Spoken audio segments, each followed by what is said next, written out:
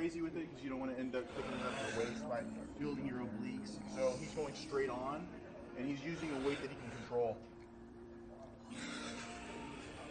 Good. If you notice, you can actually hear him breathing.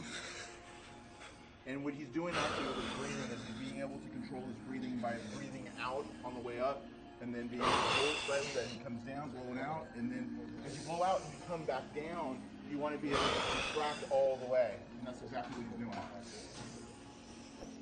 How's that feel? It's burning. Good. Get 2 more. Good.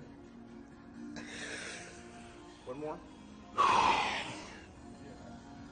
Good job.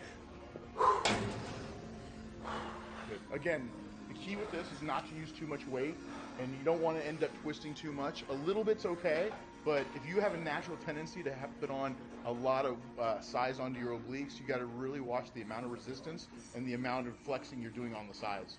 So that's your tip. Good. Lift up. You're gonna lift up high. There we go. So on these leg lifts, there's several different variations. What we're doing today is we're doing the ones where we're going to really lift it, and then we're going to go down nice and slow, and you notice the longer you keep it up off the platform, the harder it is on your abs. So it just creates more tension because the natural weight of your legs is going to create resistance for those abs, and you're going to really fire at that point. That's where you're going to get real sore abs and feel like you're actually doing something instead of just going through repetition. Come on, Jeremy, give me a couple more. One more. Now nice and slow. Awesome. And what you got to do with this is you got to take your time. Sometimes you got to just be able to get your legs up, start that for a couple of weeks, and then you can actually lift your glutes up off the bench, and that's what's going to really produce a lot of resistance, and it's going to create a lot more weight and tension on those abs. So take your time, take 2 to 3 weeks. Once you get used to it, then you can be able to bring up your glutes, and then you're going to actually have really sore abs after a couple of weeks. Of doing that, you can see a big difference. Okay, now we're getting ready to do hanging leg raises. So what we're going to do is you're going to go till failure. You don't have to do 5 or 8 or 15. You go till you basically can't do any more. So normally, most clients I have can do 10 to 12. Sometimes the bigger guys do less because they got big legs. Sometimes they can do more because they've got, 3 days a week of ab training. So we're going to go ahead and do them with Jeremy. We're going to focus on really just a proper form. Let's go ahead and get this thing rolling. Straight leg or bend knees? We're going to do straight leg. There you go.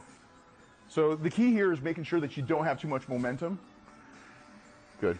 And I'm putting my hand on his lower back right here, so that way you minimize any swing, like that. But he's doing such a good job, I don't even have to do that. Good.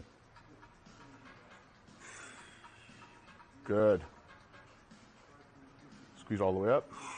All the way up, all the way up, all the way up. Good. Let's go. Good. And you want to roll your hips up, Jeremy. There you go. Slow, slow, slow. Come down, come down. One more, one more. Good. And then down.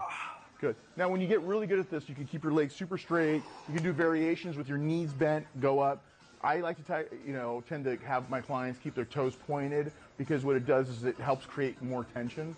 So you can do a lot of different things, but what you do want to make sure is that you're not swinging. You'll see so many people in the gym that are just swinging and using momentum, and that ain't going to do shit. So you got to make sure that you minimize momentum, and if you have a problem with that, have somebody put their hand on your lower back, and then that'll help minimize swing. So, and that's hanging leg raises. Squeeze. Yep. Okay, so we're doing ball crunches. This is really good for isolation, minimizing momentum. Also helps with relieving a little bit of strain on that lower back. Good. And as you can see, this is quality over quantity. We're not trying to go a million reps. What we're trying to do is we're trying to maximize the tension on the abs, minimize tension on your lower back, minimize momentum. Let's go. So, and Jeremy's done less than a dozen and he's already feeling it. So, let's go. Squeeze, squeeze, squeeze, squeeze, squeeze. Good. Give me 3 more. Come on. 1. 2. One more. One more. And we're done. Yeah.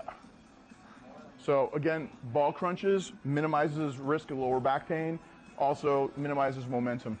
So go ahead and give us a try in your gym. Every gym has these ab balls now. And abs with Jeremy, again, check out those quick tips that we put together for you. Try not to go too much with resistance if you have a natural tendency to put on a lot of thickness on your obliques. We minimize that with making sure to use body weight most of the time. And when you are using weight, make sure you're not doing anything stupid.